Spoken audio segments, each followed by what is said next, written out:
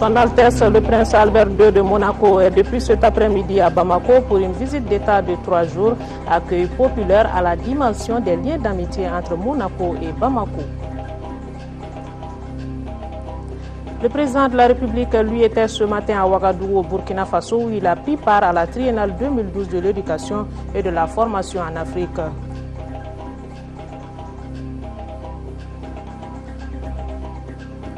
Les élections s'approchent, l'heure est donc à la gestion des cartes d'électeurs et des bureaux de vote. Et sur la question, les cartes de l'administration territoriale échangent depuis ce matin. Ça se passe au Grand Hôtel de Bamako. Mesdames, Messieurs, bonsoir et merci de nous recevoir chez vous. Bonsoir et bienvenue aux informations. Son Altesse, le Prince Albert II de Monaco, est arrivé cet après-midi à Bamako pour une visite d'État de 3 jours. Il a été accueilli à l'aéroport international de Bamako-Sénou par le président de la République, Amadou Toumani Touré. C'était en présence du Premier ministre, du président de l'Assemblée nationale, des membres du gouvernement et des ambassadeurs accrédités au Mali. Nous y reviendrons tout à l'heure en images avec notre reporter Oumar Kouressi. Nous vous l'annoncions tantôt, le président de la République a participé ce matin à Ouagadougou, au Burkina Faso, à la triennale 2012 de l'éducation et de la formation en Afrique. Rendez-vous du donner et du recevoir. Ce forum de l'Association pour le développement de l'éducation en Afrique se penche cette année sur la capacité des systèmes éducatifs africains à jouer pleinement leur rôle de pivot de développement durable du continent. En plus donc du président Amadou Toumani Touré était présent à la cérémonie d'ouverture, les présidents du Niger et de la Côte d'Ivoire. Envoyé spécial à Ouagadougou, Sidiki Dambélé, Aliou Touré. Capitale du Faso, Ouagadougou est aussi cette semaine la capitale de l'éducation et de la formation en Afrique. Difficile donc de ne pas être à ces rendez-vous du savoir.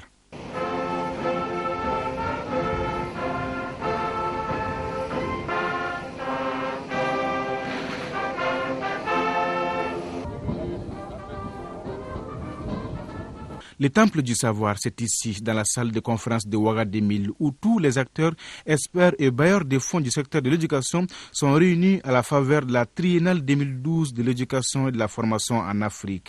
Un rendez-vous du donner et du recevoir sur la problématique de l'éducation en Afrique avec le triple objectif de faire les bilans, de créer une synergie d'action et de mutualiser les ressources. Les pays africains doivent opérer les ruptures qui s'imposent et inventer de nouvelles plages d'intervention fertiles pour la mise en œuvre effective de leur politique de développement. La triennale qui nous rassemble aujourd'hui fera de nous les témoins d'un nouvel élan, les artisans de nouvelles résolutions, les témoins et les promoteurs d'un nouveau départ. Ce forum de l'Association pour le développement de l'éducation en Afrique se veut être l'instrument fédérateur des réflexions des politiques éducatives des pays africains. Cela en vue de pérenniser les acquis et de faire face aux nombreux défis de nos systèmes éducatifs. Le président de la République quand même a fait des efforts énormes. Il a décidé qu'on aura 35% du budget récurrent de l'État consacré à l'éducation en 2012 et on est pratiquement à 37%. C'est vrai qu'on a un taux de scolarisation très important. Nous sommes à 80-81% de taux de scolarisation et il reste beaucoup de choses à faire encore, bien entendu, mais beaucoup d'efforts ont été faits au cours de ces 10 dernières années. Et n'oubliez pas aussi que nous avons décidé que maintenant que nous avons fait un pas énorme dans le sens de l'accès, n'est-ce pas, il faut mettre l'accent aussi maintenant sur la qualité. De plus en plus, les gens sont en train de comprendre que la problématique de l'emploi dépend de la formation. L'éducation, la formation et l'emploi sont intimement liés et la croissance économique que nous avons en République du Mali, nous avons vu que ça n'a pas pu faire réduire la pauvreté. Et l'explication est très simple. Si vous créez beaucoup d'emplois, vous faites une croissance économique, si vous n'avez pas les ressources humaines capables d'occuper ces emplois-là, le problème n'est pas réglé. Parce que la meilleure arme pour lutter contre la pauvreté, c'est de donner d'abord un emploi. Les partenaires du secteur de l'éducation en Afrique, notamment l'UNESCO et l'Union européenne, mesurent aussi les progrès accomplis en Afrique au cours des 10 dernières années. Mais tous s'accordent à dire qu'il faut des réformes majeures pour mieux adapter les systèmes éducatifs aux besoins évolutifs de nos sociétés et aux attentes des individus. Le Mali a fait énormément de progrès et le Mali est certainement en voie d'atteindre l'objectif qui concerne l'enseignement primaire. Il y a encore beaucoup de défis à relever, notamment sur la qualité, l'enseignement secondaire, mais pas l'enseignement secondaire général, l'enseignement technique et professionnel. Vous le savez certainement, le programme décennal de l'éducation avait mis un accent particulier sur l'enseignement technique et professionnel. Et je pense que notre enseignement technique et professionnel au Mali devrait vraiment tenir compte du marché de l'emploi pour former dans ce sens-là. La table ronde des chefs d'État qui a suivi la cérémonie d'ouverture a été l'occasion pour les présidents Amadou Toumani Touré, Alassane Ouattara, Mahamadou Issoufou et Blaise Compaoré de développer leur vision et stratégie en matière d'éducation dans les pays respectifs. Et au Mali, dira le président Touré, cette vision s'apparente à un slogan, c'est-à-dire lier l'école à la vie. Et de retour du Burkina Faso, le président de la République a tenu à récompenser le mérite des aigles du Mali pour leur parcours remarquable lors de la CAN 2012 remportée hier par la Zambie. Les aigles ont fini 3e et le chef de l'État a donc offert cet après-midi un cocktail à l'équipe nationale et à son encadrement. Ça sera avec Amara Mali Diallo tout à l'heure dans ce journal. La joie qui était donc immense hier au stade Omnisport Modibo Keïta, le public est sorti massivement pour accueillir les aigles du Mali, revenu de la CAN 2012 avec la médaille de bronze. Et l'équipe nationale de football a reçu également une visite du premier supporter du pays. Il s'agit du président de la République qui est venu témoigner la reconnaissance de tout le peuple malien aux aigles et à leur encadrement. Retour sur les temps forts de cet événement avec Ibrahim Traoré. Les gradins du stade Omnisport Modibo Keïta, noir de monde, colorés du drapeau national avec une ambiance indescriptible. Ces milliers de supporters sont venus pas pour suivre un match, plutôt pour dire merci aux aigles du Mali, 3e de la Coupe d'Afrique des Nations Gabon-Guinée équatoriale 2012. Le moment est plein d'émotion et de joie.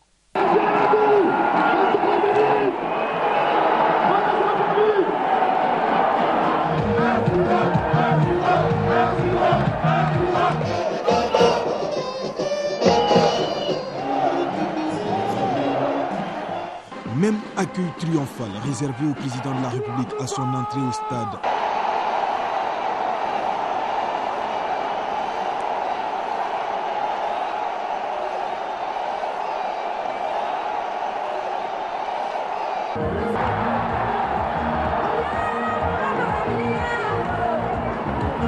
ATT et ses compatriotes témoignent ainsi toute leur fierté à leur équipe nationale de foot. Les Aigles du Mali et leur coach naturellement aux anges ont tenu à partager cet instant inoubliable avec le premier supporter du pays. Là aussi, la joie s'appelle No Comment.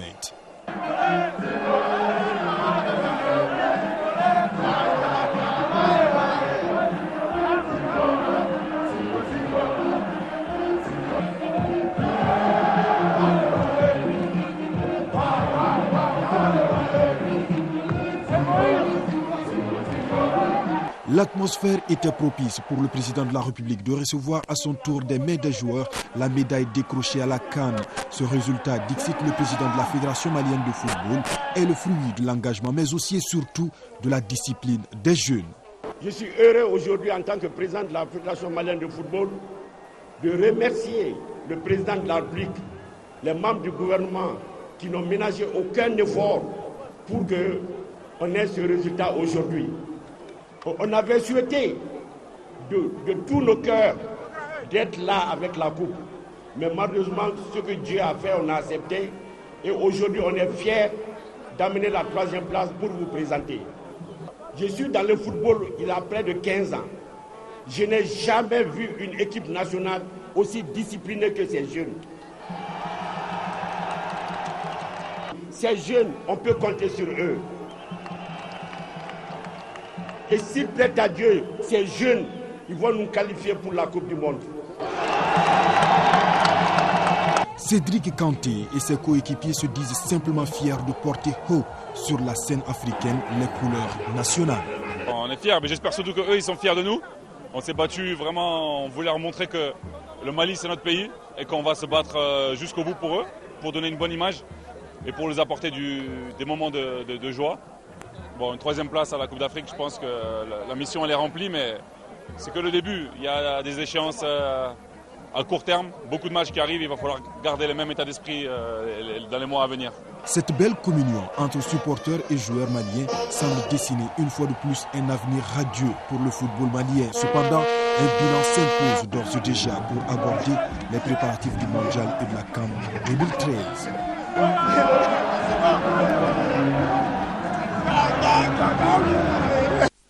Voilà l'espoir qui renaît chez les supporters maliens, la communauté malienne de Bouaké, le parti humaniste Adama Denton, le Conseil national des personnes âgées du Mali félicite et encourage les joueurs de l'équipe nationale de football, les Aigles du Mali, de la CAN 2012 pour la 3e place qu'elle vient donc d'obtenir, tout en leur demandant de persévérer dans les efforts jusqu'ici couronnés de succès. Et la solidarité nationale ne fera jamais défaut. Question du Nord maintenant, le collectif des ressortissants du Nord.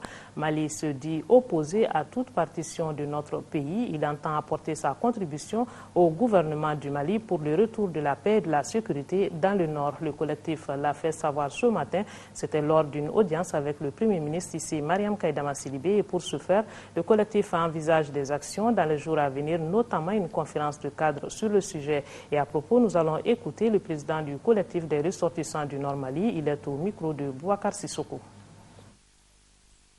Dans le contexte actuel, aujourd'hui, compte tenu de la situation sécuritaire et sociale qui prévaut dans le nord du pays, nous sommes donc venus aujourd'hui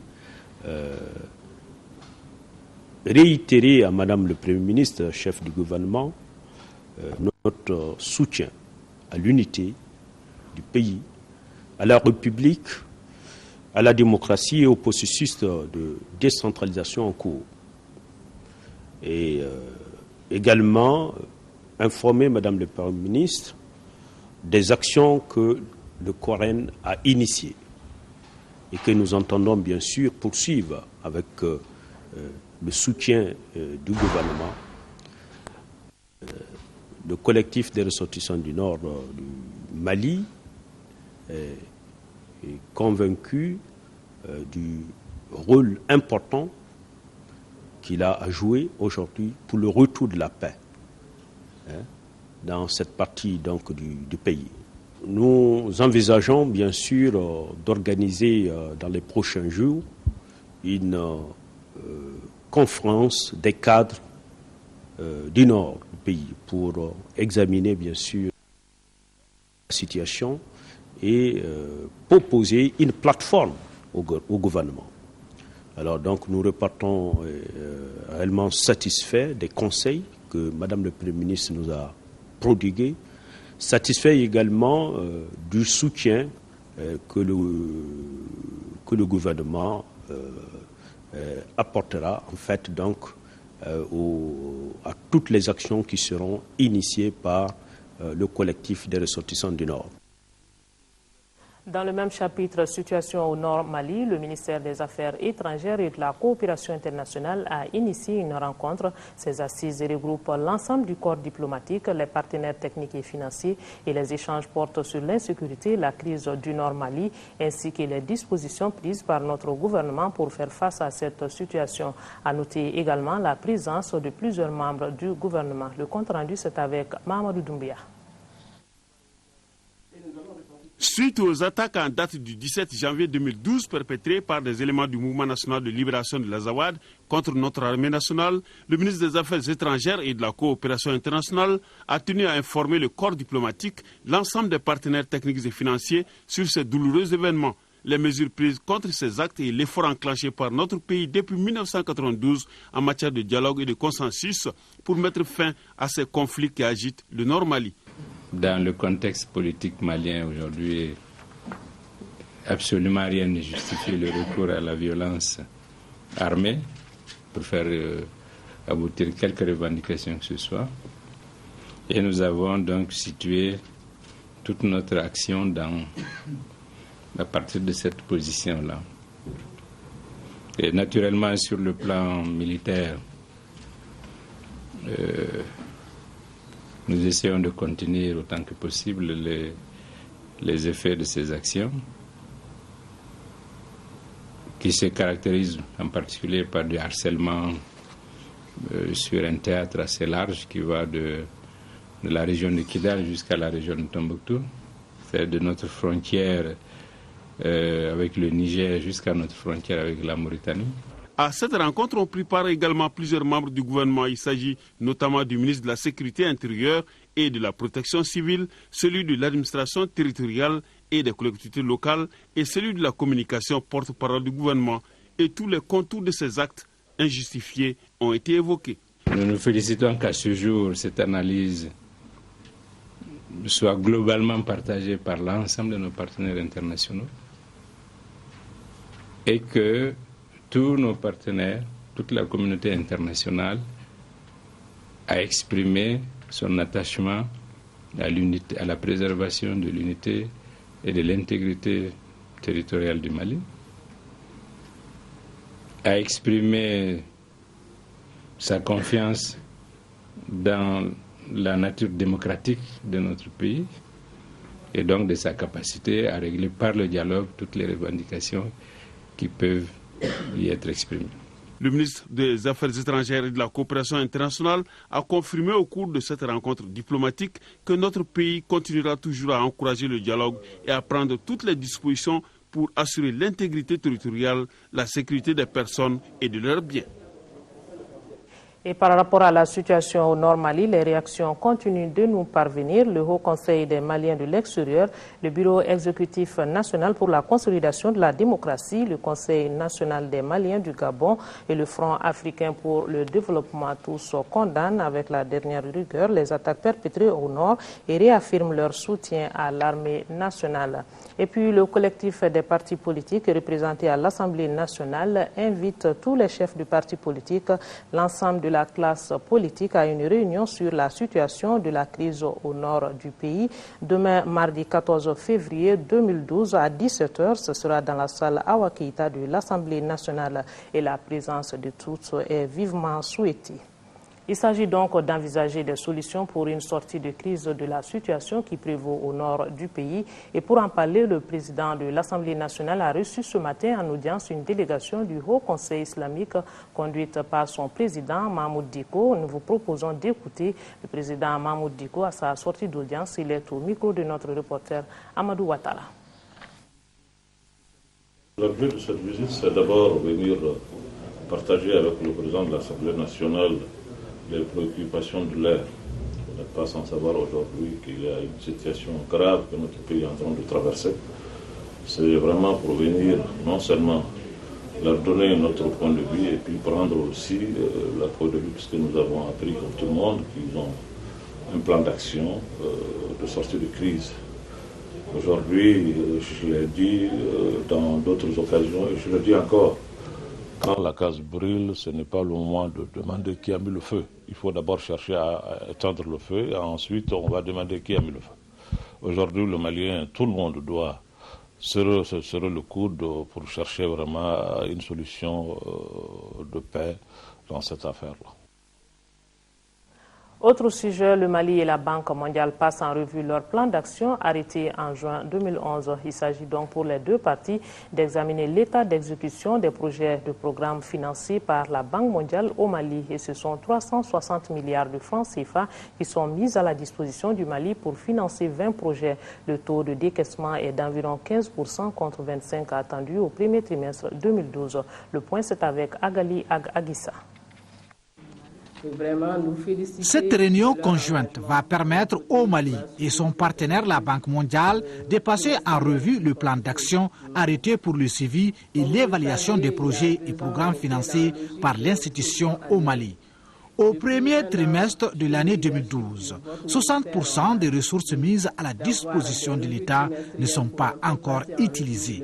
Ce faible taux de décaissement est dû au fait que certains projets viennent juste de démarrer.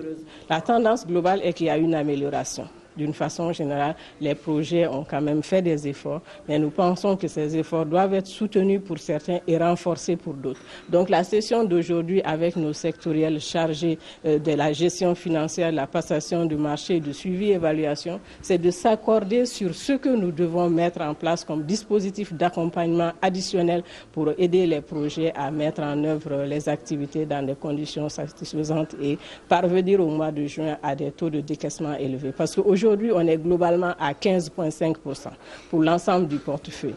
Alors que au niveau de la banque, on se fixe des objectifs d'à peu près 25%. Quand on fait la projection, en juin, si on garde ce rythme, on va être au moins à 20%, on ne sera jamais à 25%. Mais nous pensons qu'avec les mesures dont on va convenir maintenant et l'implication des uns et des autres, on va améliorer cela. Environ 360 milliards de francs CFA sont mis à la disposition du Mali pour le financement de plusieurs projets couvrant divers secteurs. Le montant global du portefeuille de la banque au Mali est d'environ 900 millions de dollars pour un nombre de projets actifs s'élevant à 20 et couvrant tous les secteurs stratégiques tels que l'éducation, l'agriculture, les infrastructures, l'énergie. Rappelons que cette réunion est la deuxième du genre depuis juillet 2011, date à partir de laquelle les deux parties, à savoir le Mali et la Banque mondiale, ont décidé de faire une revue semestrielle de leur activité. Les élections arrivent à grands pas avril prochain et c'est dans ce cadre que le Grand Hôtel de Bamako abrite depuis ce matin les travaux de l'atelier de formation des grands formateurs sur la gestion des cartes d'électeurs et de bureaux de vote initié par le ministère de l'administration territoriale et des collectivités locales en partenariat avec l'USAID et la Fondation internationale sur les systèmes électoraux. L'atelier regroupe pour 2 jours une vingtaine de participants pour la plupart des cadres de l'administration territoriale, de la délégation générale aux élections des juges et de la Commission électorale nationale indépendante CENI. Nando Dambile est allé voir. Cette session de formation constitue une étape privilégiée pour la conduite du processus électoral à venir. Il s'agit globalement de doter les formateurs des formateurs locaux d'outils de formation harmonisés en vue de mieux former les agents électoraux. L'appui de l'USAID à travers la Fondation internationale sur les systèmes électoraux IFES est à cet égard très significatif. Notre gouvernement, en plus des soutiens variés apportés au Mali, se félicite de pouvoir contribuer au renforcement de la démocratie malienne dont un des éléments majeurs est l'expression libre du choix des citoyens à travers des élections libres et transparentes. Par l'organisation de cette session, l'administration en charge de l'organisation matérielle et technique des élections prend le taureau par les cornes. Son seul credo étant d'aboutir à des élections régulières dont les résultats sont acceptés par tous les acteurs. Il s'agit pour nous, au ministère de l'administration territoriale et des collectivités locales, de trouver la réponse à 2 préoccupations essentielles à travers cette session de formation. Assurer la régularité des scrutins à venir dans les prochains mois et faire en sorte qu'il y ait le moins de récrimination possible par rapport au déroulement du vote. La gestion des cartes d'électeurs, les opérations de vote, le dépouillement sont les 3 grands thèmes abordés au cours des travaux, lesquels ont pour résultat attendu de mettre les outils de formation harmonisés à la disposition du premier groupe de formateurs, des capacités nouvelles pour former les formateurs locaux et de réunir les conditions idoines pour assurer la formation des animateurs et des agents électoraux. Nous vous en parlions en début de journal. Son Altesse le Prince Albert II de Monaco est arrivé cet après-midi à Bamako pour une visite d'État de 3 jours. Il a été accueilli à l'aéroport international de Bamako-Sénou par le président de la République, Amadou Touré, en présence du Premier ministre, du président de l'Assemblée nationale, des membres du gouvernement et des ambassadeurs accrédités au Mali. Dans une ambiance festive, le souverain monégasque a eu droit à un accueil populaire. Oumar Kouressi était à l'accueil. Son compte rendu. Il était 16h exactement quand l'avion du souverain monégasque s'est mobilisé sur le tarmac de l'aéroport Bamako-Sénou. 5 minutes plus tard, Son Altesse Sérénissime Albert II. Au bas de la passerelle, il est accueilli par le chef de l'État, le président de la République, Amadou Touré. 21 coups de canon, comme il est de coutume en pareilles circonstances, pour souhaiter la bienvenue à l'hôte de marque, quelques amabilités entre les 2 chefs d'État et l'exécution des hymnes nationaux.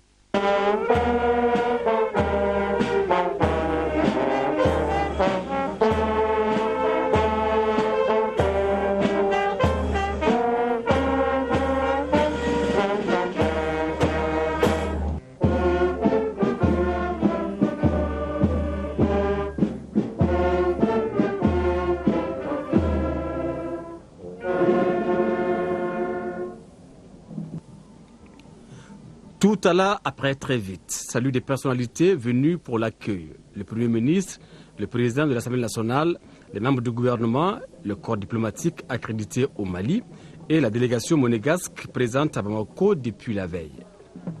Le tout sous une bonne ambiance folklorique avec des couleurs, du son et des images. Un somptueux cocktail de tout ce qui est représentatif de la culture malienne.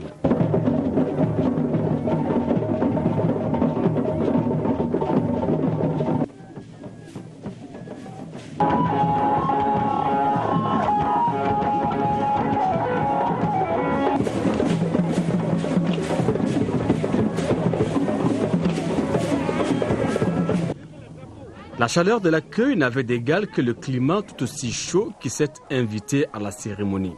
Visiblement, sous le charme de cette belle ambiance qu'il n'est permis de réserver qu'aux hôtes de marque et dont notre pays en a le secret, Son Altesse Sérénissime de Monaco en était tout émerveillé.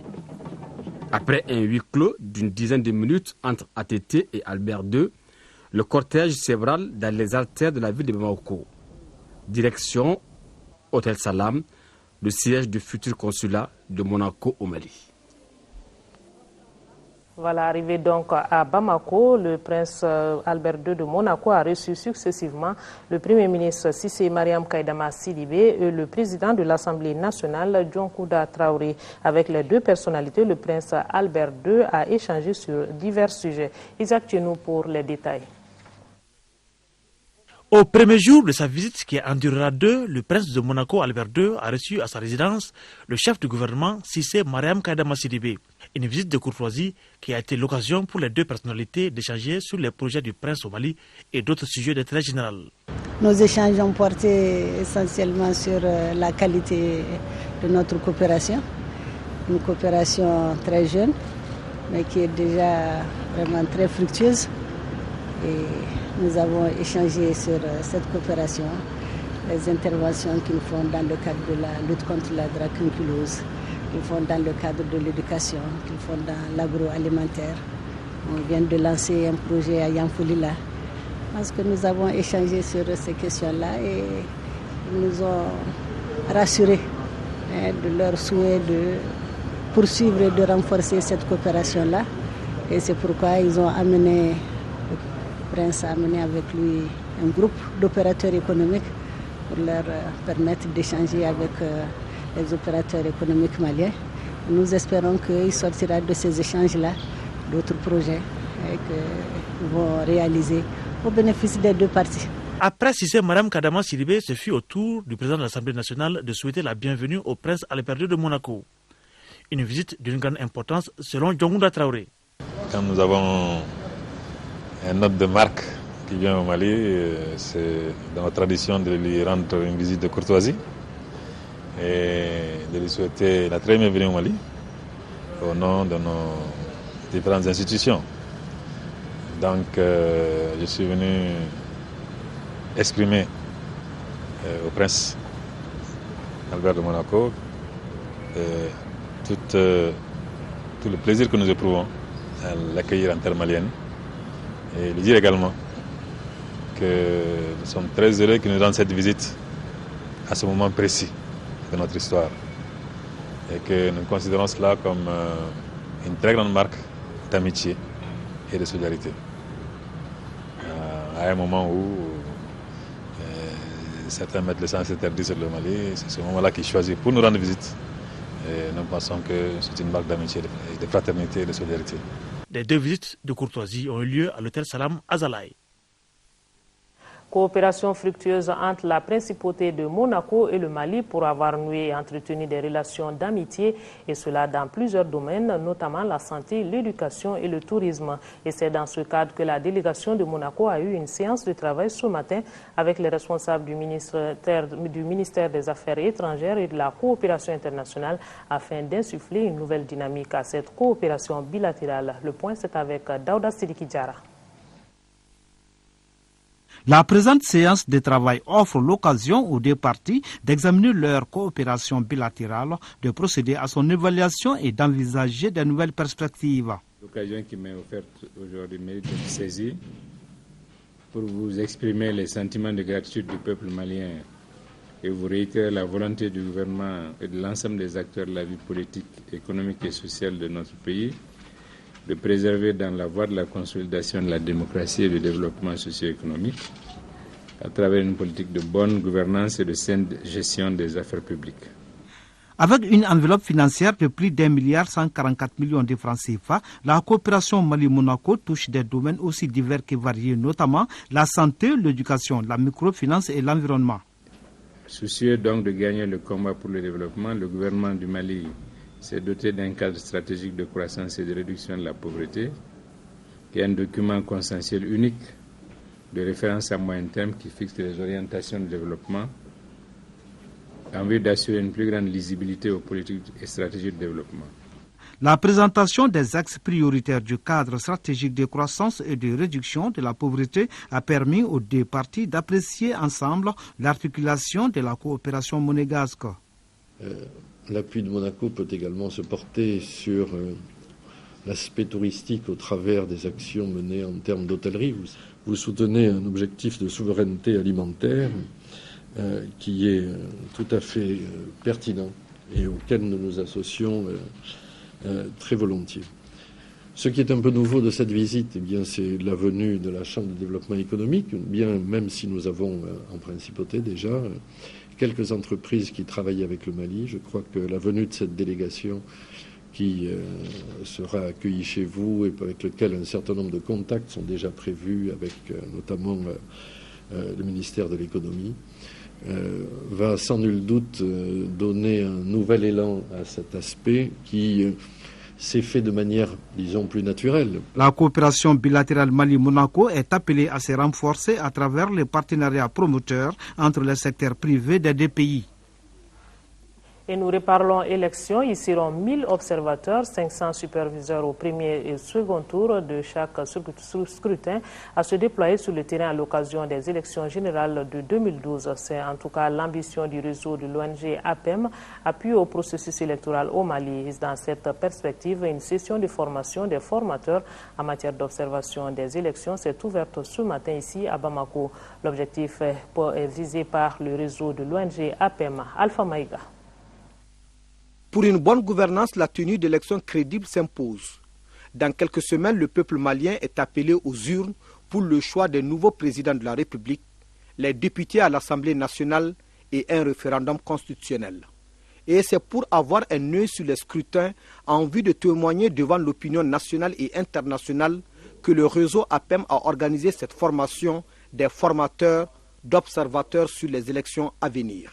Ainsi, au cours de cette session de 2 jours, nous allons nous approprier, entre autres, les questions relatives aux droits et devoirs de l'observateur, à l'environnement légal et réglementaire, au niveau du schéma d'observation avec la flotte mobile et les techniques de formation des adultes.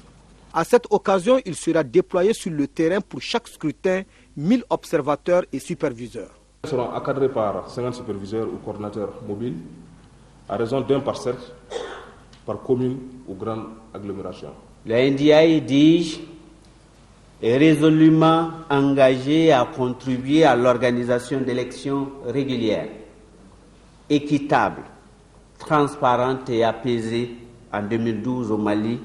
La Commission électorale nationale indépendante, CENI, les partenaires du réseau comme l'USAID ont salué vivement cette initiative de l'ONG APEM. Ces élections consacreront encore une fois à l'alternance démocratique au sommet de l'État. Elles seront également un test de solidité de l'expérience démocratique malienne.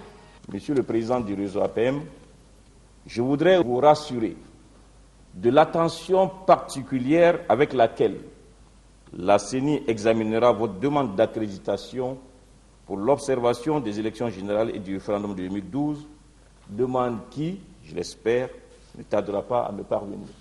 Il s'agit désormais pour le réseau APEM d'inscrire ces initiatives dans le cadre d'une véritable légitimité des élections au Mali.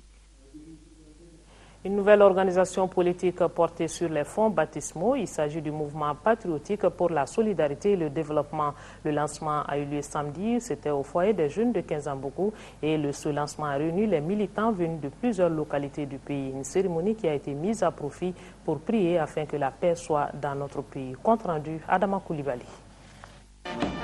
C'est un mouvement politique qui vient de naître.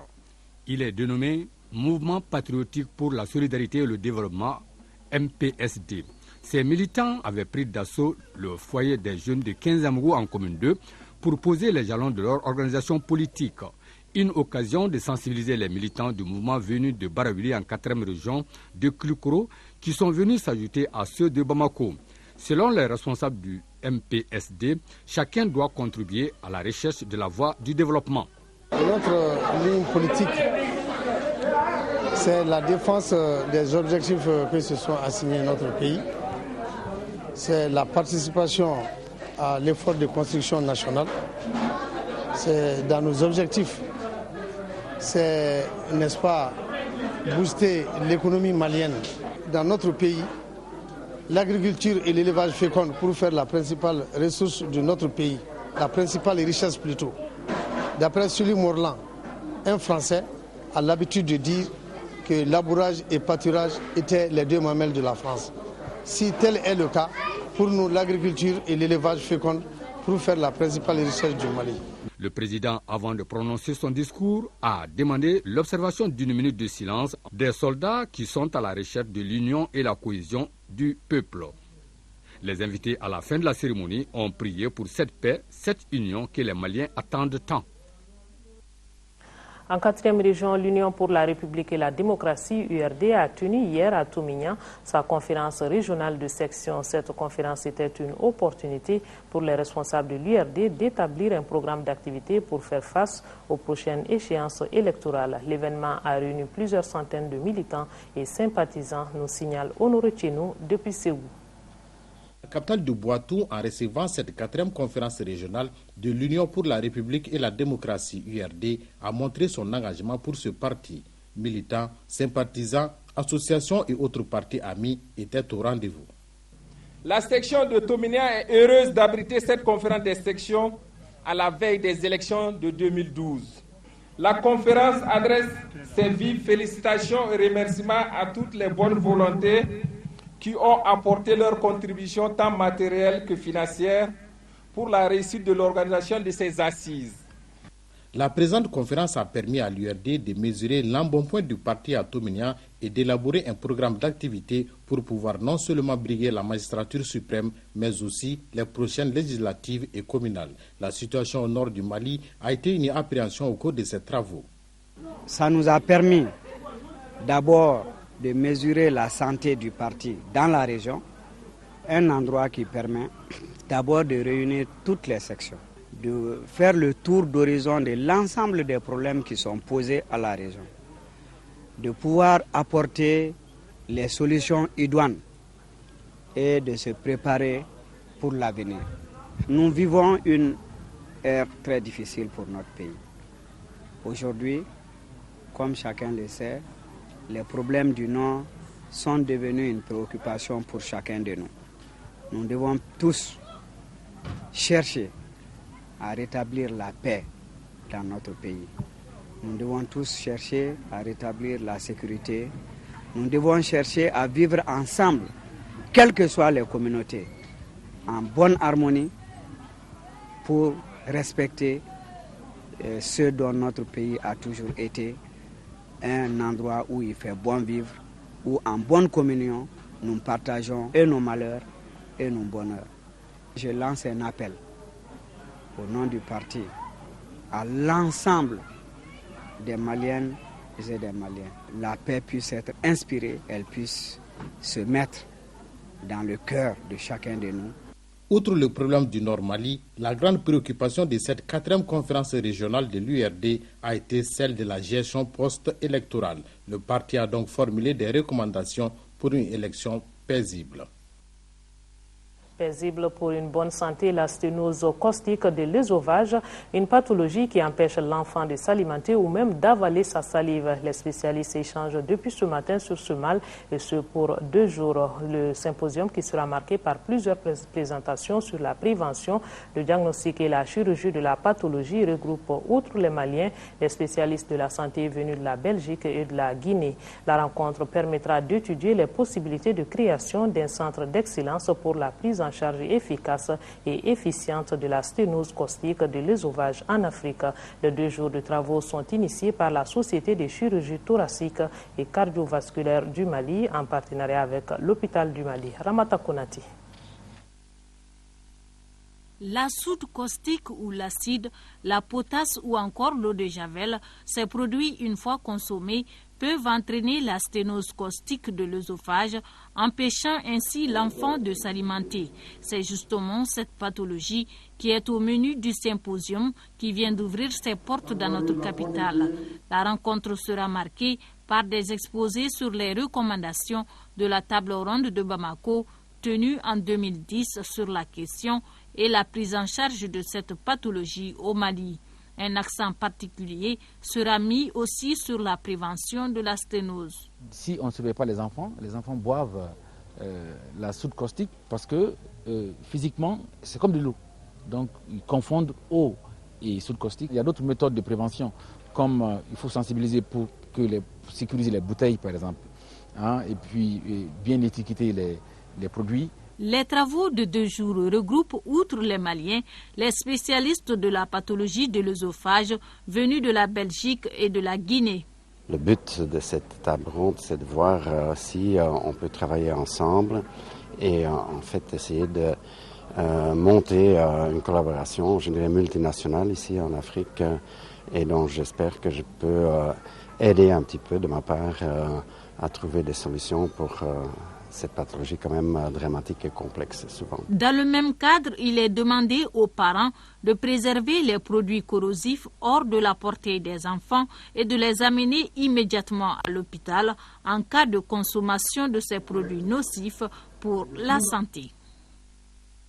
Un tour à Sikasso où les rideaux sont tombés sur le festival Triangle du Balafon et c'est le Burkina Faso qui est le grand vainqueur de la 7e édition du festival. Le trophée et une enveloppe d'1 500 000 francs CFA vont au groupe Mamadou Diabaté Percussion Mania du Burkina Faso et c'est l'Institut de formation des maîtres IFM qui a remporté le concours de poésie qui a regroupé les établissements secondaires techniques et professionnels de la ville de Sikasso.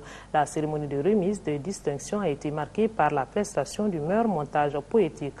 C'est ce que nous signalent nos envoyés spéciaux Sidi Modibo Dambélé, Ibrahim Koulibaly et Moïse Traoré. Le Burkina Faso enlève le prix Lamissa Bangali du festival Triangle du Balafon. Le trophée et une enveloppe de 1 500 000 francs vont au groupe Mamadou Diabaté Percussion Mania. Moi, je suis très heureux de pouvoir compter sur cette génération, jeune génération qui s'intéresse justement à cet instrument mythique et mystique. Et aujourd'hui, les artistes qui ont obtenu ce premier prix sont des gens qui ont travaillé longtemps à mieux maîtriser l'instrument, à le connaître et à en tirer des langages pluriels et très profonds. Bouanza Koumi Djossé du Mali remporte le 2e prix de 1 million dédié à l'intégration. Le groupe Keiba Fon de la Côte d'Ivoire, en 3e place, enlève 750 000 francs. Le balafon est un véritable facteur, non seulement d'intégration, non seulement de régulation, de solidarité et de partage. À travers le bala, nos pays amis et frères ont prouvé qu'on peut bâtir le soubassement d'une véritable intégration à partir des valeurs culturelles. Le prix spécial Jeune Talent revient à l'Ivoirienne Oumou Diabaté. Au stade de Babemba, nous avons dit que le festival Triangle Balafon non seulement a un côté festif, mais a un côté scientifique et pédagogique.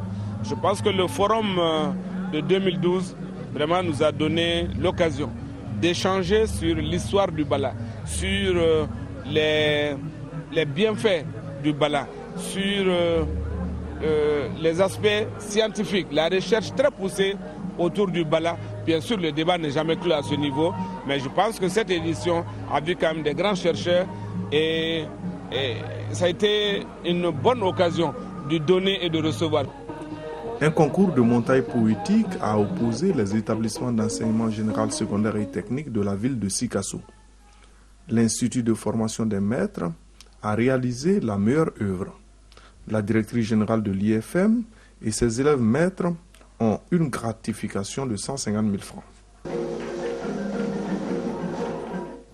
Célébration d'Ismou Nebi, c'était samedi à Nioro du Sahel par la communauté musulmane, disciple de Cheikhna Amala, fête commémorative du baptême du prophète Mohamed, paix et salut sur lui. Occasion pour le shérif de Nioro de prier pour le retour de la paix au nord de notre pays et de saluer l'ouverture d'esprit du président de la République pour avoir revu et adopté le nouveau code de la famille. Envoyé spécial à Nioro du Sahel, Mamadou Sidibé, Abbas Famouri Traoré. C'est une Jaouia en pleine rénovation qui a accueilli autour du shérif Ahmedou Lohamaoula les Telmides et leurs invités. Moment de grande effervescence, de retrouvailles, l'Ismoul Nebi est une fête à nulle autre pareille, c'est les Hamalistes. Le prophète sallallahu alayhi wa sallam, qui est la meilleure des créatures, on lui doit ce respect, on lui doit cette marque de signification, on lui doit cet honneur. Prendre tous les musulmans comme des frères. En tout cas, c'est le conseil que le chef nous a toujours donné, qu'il y a effectivement des différences dans certaines pratiques, mais dans la quintessence même de la religion, à savoir les 5 piliers, tous les musulmans sont les mêmes devant ces 5 piliers. Cette année, comme par le passé, les disciples sont venus de l'intérieur du pays, du Burkina Faso, de la Côte d'Ivoire, du Gabon, du Sénégal, de la Mauritanie voisine, de la France, en plus des autorités politico-administratives de la ville, pour commémorer la fête baptême du prophète Mohammed Rasulullah.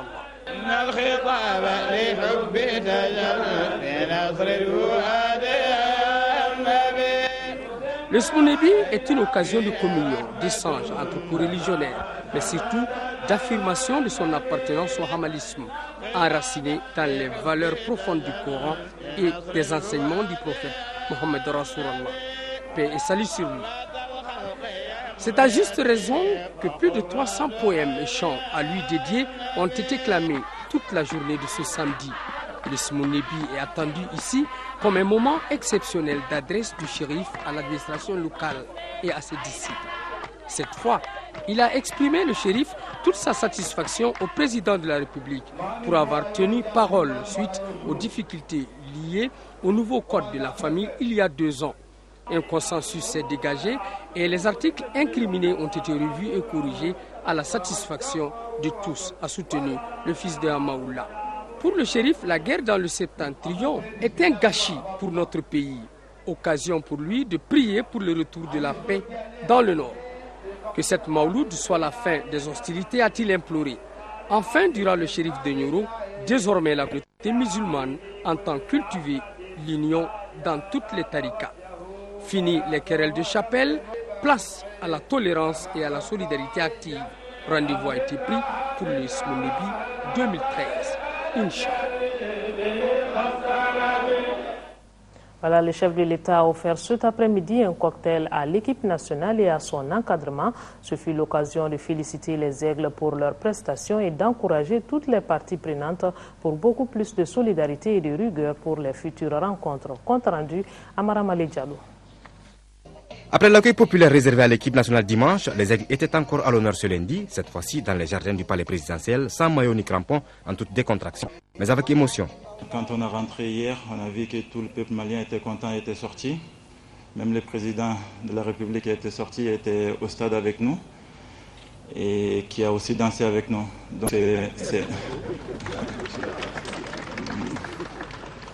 Donc c'est une fierté pour nous de rendre joyeux notre pays. Et surtout, comme j'ai dit hier, vraiment il faut remercier tous ces jeunes. Ils ont, en tout cas moi personnellement et surtout au peuple malien, ils ont vraiment donné du bonheur. Et ça fait longtemps que j'ai joué dans l'équipe nationale du Mali, mais je n'ai jamais été aussi heureux, aussi content d'être dans l'équipe.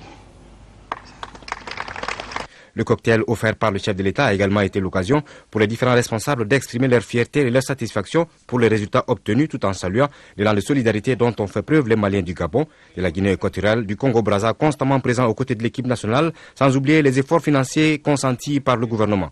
Nous fondons bon espoir avec ces jeunes pour des performances encore meilleures à la Coupe d'Afrique des Nations 2013. Monsieur le Président, en ces heures difficiles pour notre pays, je ne saurais terminer cette allocution sans vous assurer de la détermination de la jeunesse du Mali à vous accompagner pour un Mali de paix, uni et indivisible. Le chef de l'État, qui a offert 50 millions aux aigles, ne manquera pas dans son intervention de saluer tous ceux qui ont concouru à ce que ce jour soit. Je vous avoue que j'avais fait 2 messages. Un pour la 4e place et l'autre pour la 3e. À 5 minutes encore avant la fin du match, je n'avais pas le courage de finir celui que je devais envoyer. Vous comprenez combien était notre angoisse, mais combien également était notre engagement à suivre ce que vous faites. Je voudrais aujourd'hui d'abord dire aux aigles, au nom de notre peuple, au nom des amis du Mali, vous exprimer d'abord nos vives et chaleureuses félicitations et surtout vous dire les reconnaissances de la nation malienne entière. Vous nous avez donné des moments de fierté et comme le dit tout père chez nous ici, que Dieu vous le rembourse. Passé maintenant à l'heure des récompenses, le prochain chantier est déjà là, les éliminatoires de la CAN 2013. Voilà, sport basketball, du 10 au 12 février 2012 s'est tenue la 3e édition de la conférence du Delta à Kati. Ce tournoi a regroupé 12 équipes masculines et féminines de basketball. Au finish, le centre de référence de basket de Sebeninkoro a battu le centre de formation de basket de Kati 52-26 et se classe ainsi premier. Et chez les filles, c'est le centre Bintou Dambélé de Koulikoro qui prend la tête en s'imposant devant le centre Dorontier basket de Bamako 26-21. Le point avec Assa Soumari. Durant 3 jours, la ville de Kati a vibré au rythme de la 3e édition de la conférence du Delta au niveau des cadets. 12 équipes au total étaient au rendez-vous de la ville garnison. Chez les filles, dans la poule A, on trouve le CBD de Koulikoro, le CDB de Bamako et l'US Kita. Et dans la poule B, Espoir de Koulikoro, Mamaïra de Kati et le CMK de Kalabankoro. Chez les garçons, la poule A était constituée du CRBS de Sebeninkoro, US Kita et Géant Hippo de Koulikoro. Tandis que la poule B, on retrouve le CFBK de Kati, l'ASCO de Bamako et le Mamaïra de Kati. Les amateurs de la balle au panier et les autorités ont apprécié cette initiative de la Fédération malienne de basketball à sa juste valeur. Sentiment de joie et de fierté. Parce que je l'ai dit, ça permet aux jeunes de se retrouver. Et c'est la première fois à ma connaissance que notre ville abrite de tels événements. C'est une fierté pour nous d'abriter de tels événements. Et nous cessons de féliciter la Fédération malienne de basketball pour cette initiative vraiment heureuse qui permet aux jeunes, aux tout petits de se retrouver, qui nous permet de détecter des talents depuis à la base et pour des échéances futures. À l'issue de cette 3e édition de la conférence du Delta, le CRBS de Sebeninkoro, habillé en orange, est vainqueur de ce tournoi en battant largement le CFBK de Kati 52-26. Au niveau des filles, c'est le CBD de Koulikoro en blanc qui enlève le gain de la partie devant la séduisante équipe du CDB par 26-21. Le classement est le suivant chez les garçons. Premier CRBS de Sebeninkoro plus 100 000 francs CFA. Deuxième CFPK de Katis plus 50 000 francs CFA.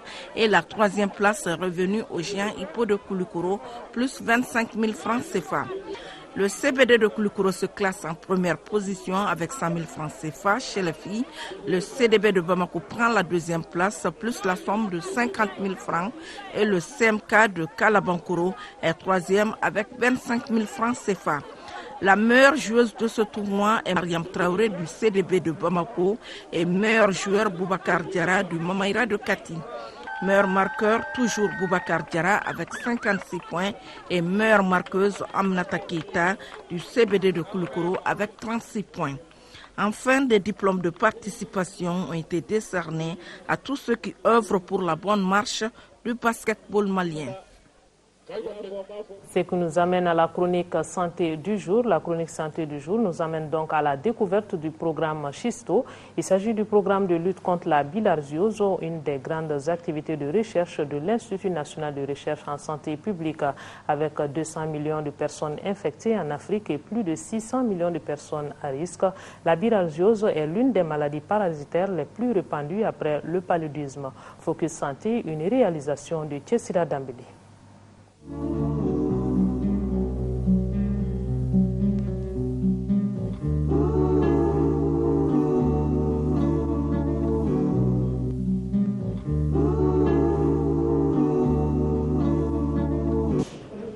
De son nom scientifique schistosomiase, la bilharziose est bien connue au Mali. Avec le sang dans les urines comme signe principal, la bilharziose est un problème de santé publique avec plus de 2,5 millions de personnes infectées au Mali.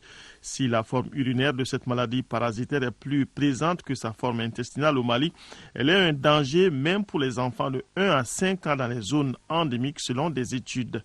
Mais elle est aussi l'objet de recherches scientifiques au Mali depuis 1984, ce qui a permis au programme Schisto du service de parasitologie de l'INRSP d'obtenir des résultats déterminants pour la prévention et la prise en charge de la maladie. On a pu faire une première cartographie qui a montré que cette maladie est répandue sur l'ensemble du pays et que pratiquement un quart de la population est infectée de cette maladie. Mais si on vient au niveau spécifique, c'est pratiquement plus de 50% des enfants d'âge scolaire. Donc on a pu quand même montrer que même dans les zones endémiques, plus de 50% des enfants d'âge scolaire sont infectés. Avec nos études, on a pu établir les principales zones aussi endémiques. C'est les zones le long des fleuves, Niger et Sénégal. C'est les zones des barrages, c'est les zones d'irrigation. Et aussi même les nouvelles zones de développement hydro-agricole. En un mot, c'est les régions de Bamako, le district de Bamako, la région de Koulikoro, la région de Ségou, la région de Kaye, la région de Mopti qui sont comptées comme les zones les plus endémiques. Ce sont des équipes de chercheurs de l'INRSP qui se rendent régulièrement sur le terrain pour collecter des informations sur la maladie. Elles auront par exemple permis de savoir en 2006 quelle perception les populations ont de la bilharziose. L'étude a montré que la bilharziose n'est pas perçue comme une maladie. C'est-à-dire le fait d'uriner du sang n'est pas en soi une maladie. Donc, si la population pense que la bilharziose n'est pas une maladie, donc au cours des traitements de masse, la population ne va pas participer. Une autre étude qui date de 2009 à Baguinda. À Baguinda, on montrait que la population pense encore que la bilharziose n'est pas une maladie. La preuve en est qu'on ne fait rien pour traiter en cas de bilharziose. La bilharziose est pourtant une maladie grave qui peut conduire à des complications irréversibles quand elle n'est pas bien traitée. Cancer de la vessie, insuffisance rénale, infertilité masculine, entre autres. Dans ses recherches, l'INRSP fait des prélèvements de sel et d'urine sur le terrain et les échographies faites au niveau communautaire ont permis de voir l'ampleur de la maladie. On a découvert d'abord au niveau de la vessie chez les enfants des petites boules au niveau de la paroi vésicale qu'on appelle les bilharziomes, les polypes, les masses.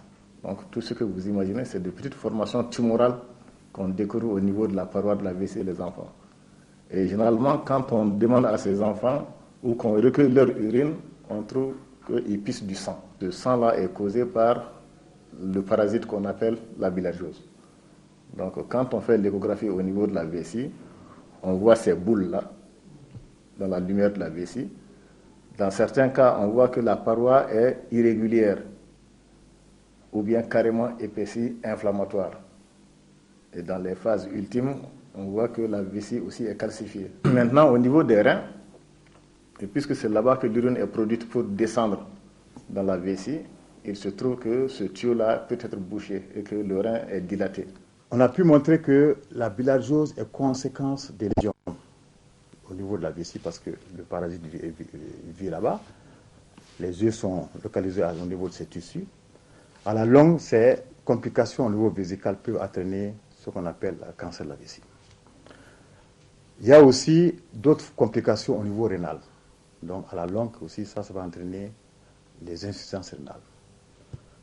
Il y a aussi les complications au niveau génital, qui à la longue aussi peuvent entraîner aussi la stérilité qu'on connaît au niveau de la population.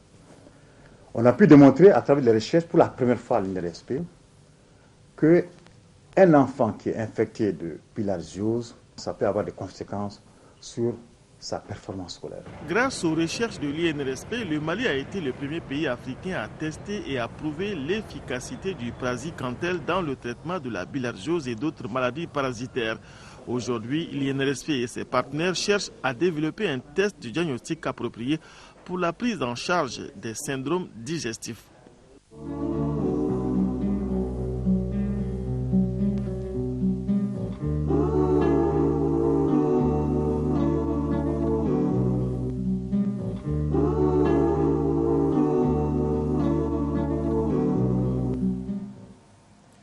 C'est cette page santé qui referme ce journal. La formation continue, c'est tout à l'heure avec Nyanya Loutraouri. Demain, 10h-13h, Aïssata Ibrahim Maïga. Je vous retrouve pour les éditions du soir. Bonne suite du programme sur le thème. Bonsoir et à demain.